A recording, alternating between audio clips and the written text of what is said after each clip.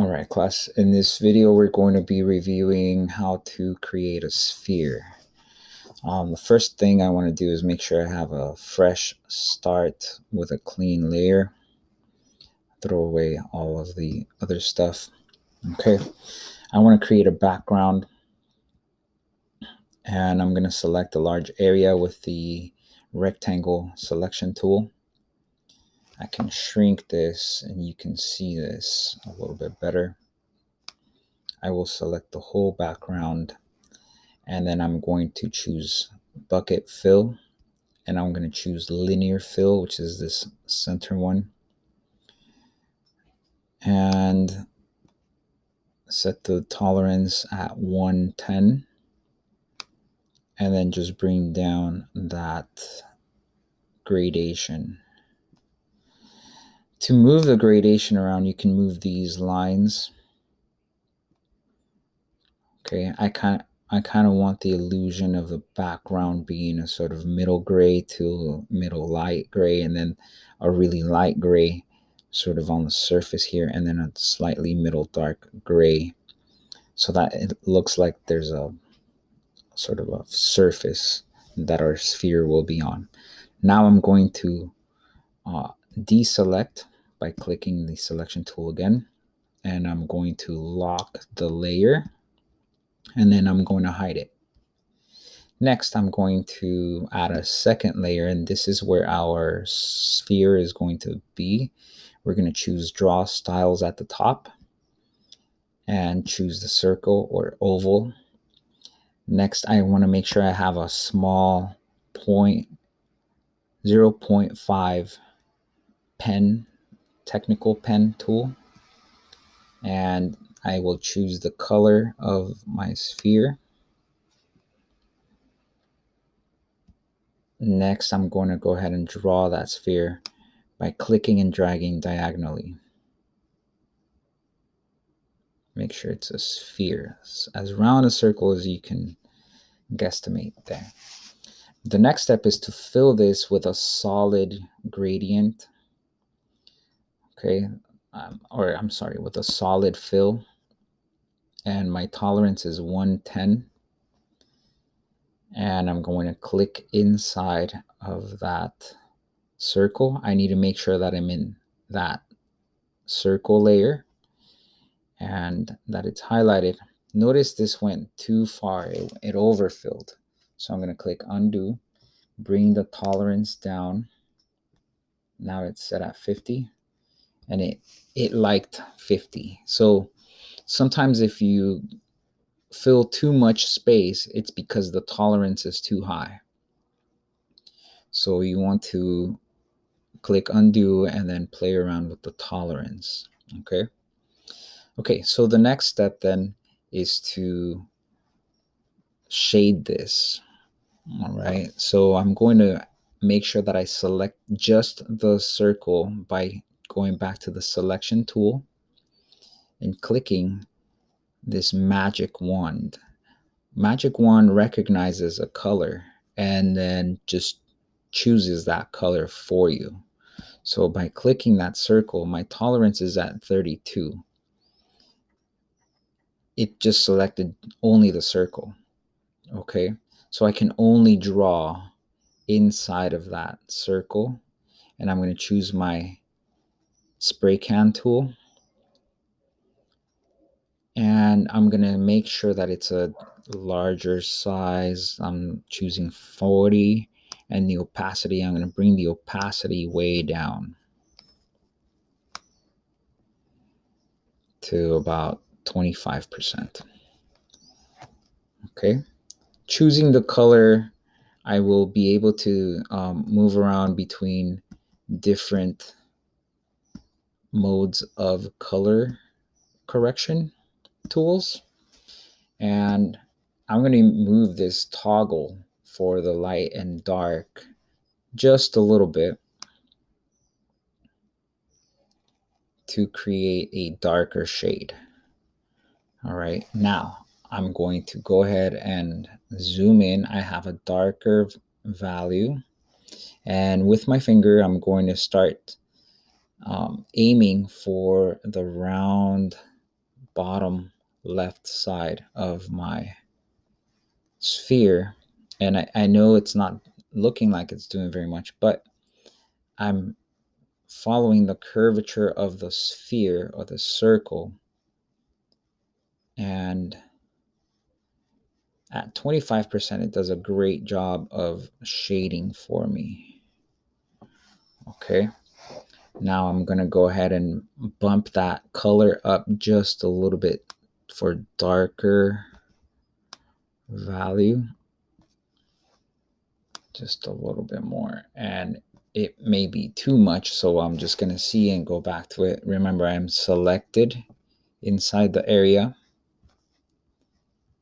And yeah, that looks about right. I'm shading the lower left corner of this. And I'm also shading pretty much the rim of the sphere, of the circle here. Okay, that looks pretty good.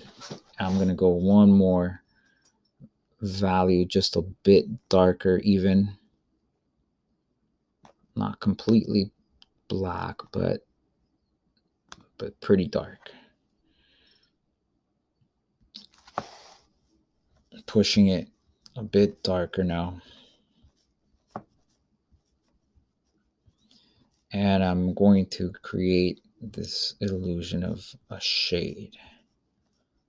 Okay. 25% does the job. Now, I'm going to go the opposite direction, and you can play around with this as much as you like, but now I'm going to bring it to sort of the middle light side. And notice that the color changes with the HSL selection or color bands here. And I'm going to still use 25%, and I'm going to constantly click on that with my finger here, and I'm going to do the opposite. So I'm going to almost create a highlighted area. And now I'm going to begin to bring the size a little bit smaller and the opacity just a little bit more till about 37%. And it's going to start to create a little bit more noticeable highlight. I don't want to go too far into it. I want to go ahead and give this a bit more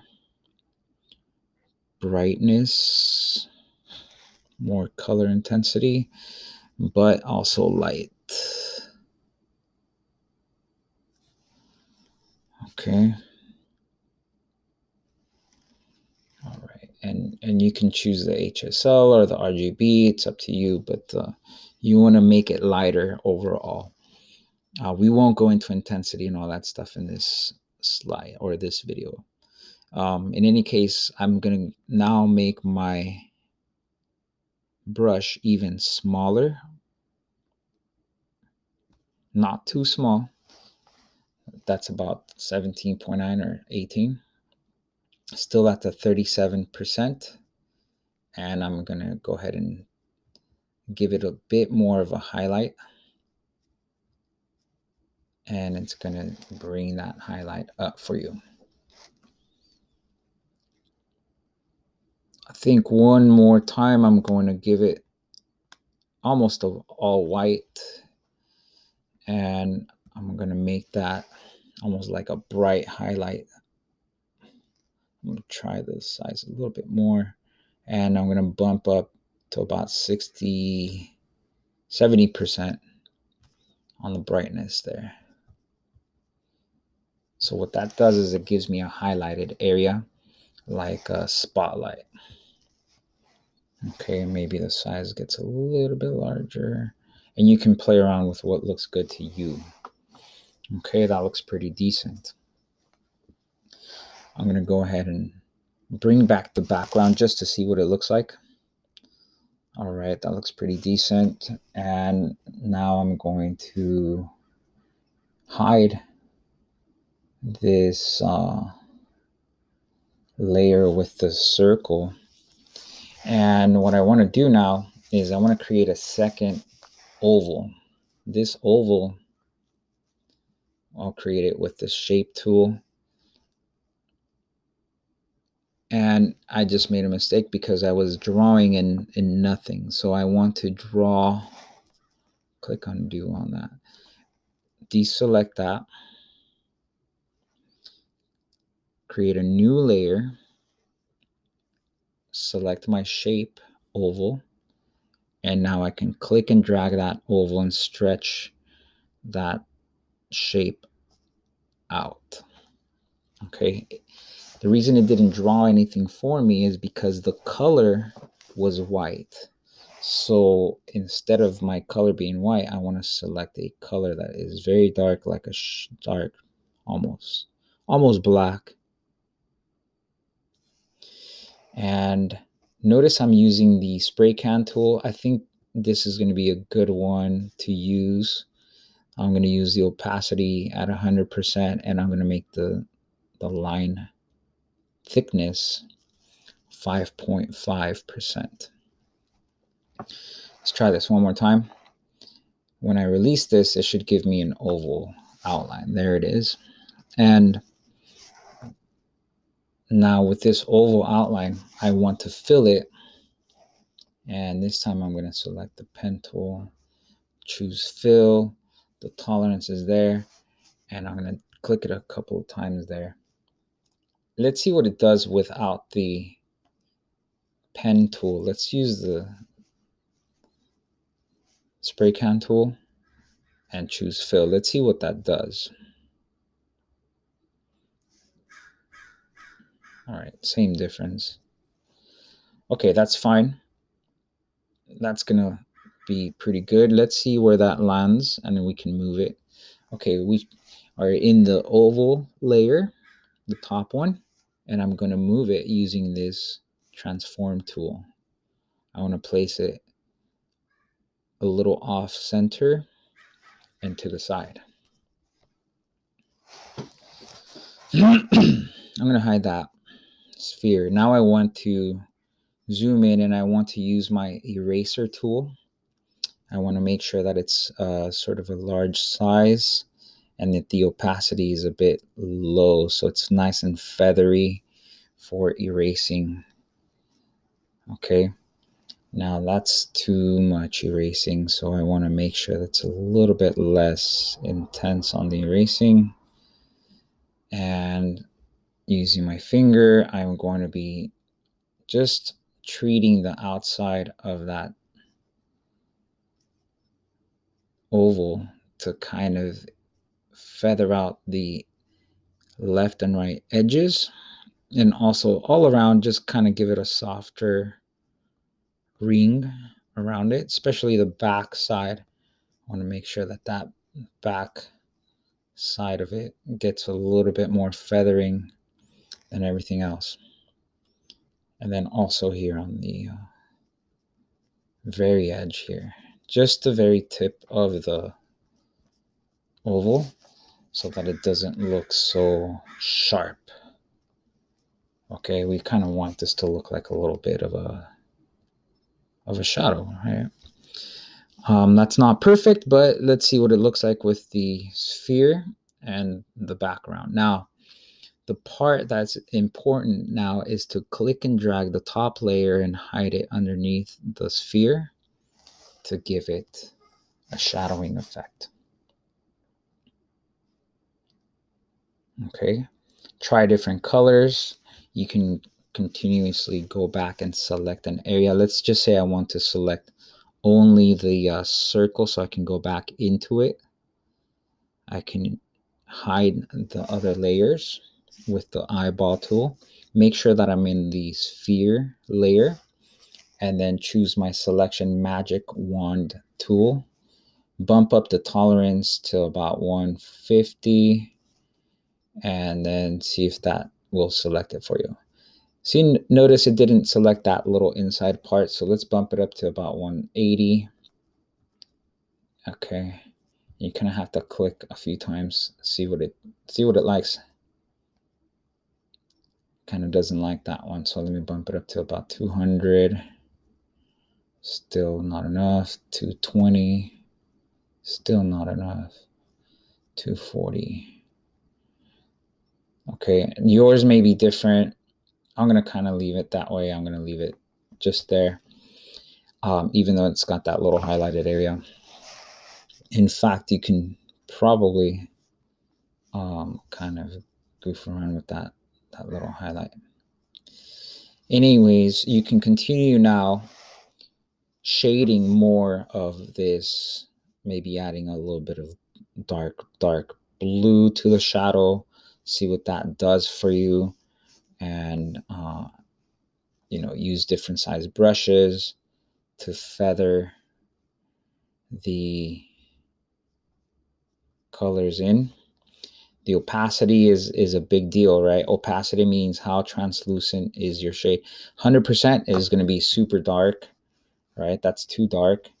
And then maybe 25% where I was is going to be a pretty decent way to go about it. So I'm using dark blue for this part to kind of make it a little bit more rich in its shadow. And that's my drawing. And you want to practice this, you want to make sure that you screenshot it and turn it in. Do something to your sphere so that it's different than everybody else's. Make sure yours is another layer, draw into it. Maybe this is a tennis ball, maybe this is a basketball, maybe this is a Christmas ornament of some sort, a face, a happy face, or something like that. Do something different with your sphere, and then go ahead and turn it in. You're going to screenshot this, and you're going to be submitting it as your class work. Thank you very much.